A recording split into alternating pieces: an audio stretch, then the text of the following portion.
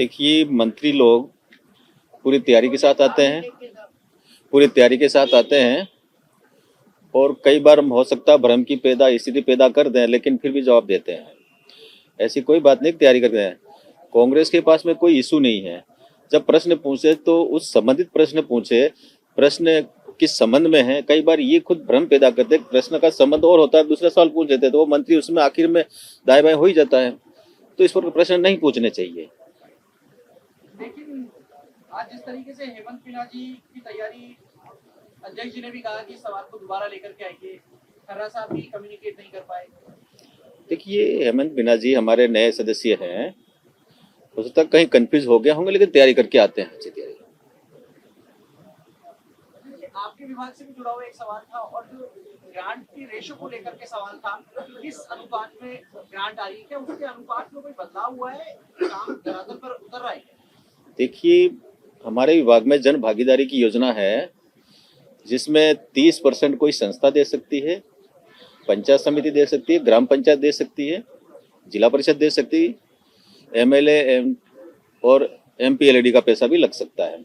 70% हमारे विभाग का लगता है। वो ग्रांट चल रही है, उसमें कोई संशोधन हुआ नहीं है किस प्रकार।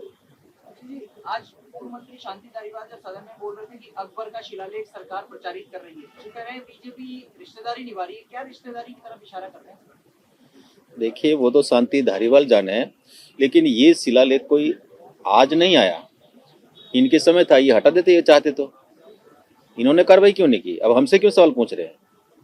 उन्होंने कुछ किया नहीं और हमको कह रहे हैं कि तुम हटा दो, ये संभव थोड़ा सा। ये कह रहे हैं कि कांग्रेस सरकार के समय आ गया था ध्यान में, लेकिन तब सरकार ने नहीं छोड़ा, वसुंधरा जी की सरकार के समय शिलालेख को वापस लगाया गया।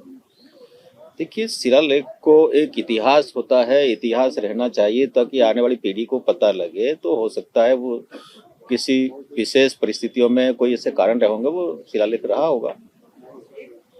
पिछली सरकार के 5 साल बनाम मौजूदा सरकार के 2 साल का अनुपात तय किया गया। आपके विभाग में भी इसी अनुपात में कुछ बेहतर काम हुआ है या और ज्यादा सुधार करना है? देखिए, कांग्रेस के समय में जो योजनाएं चल रही थी, जिस प्रकार की काम की गति है, वो आज भी हम कहते हैं।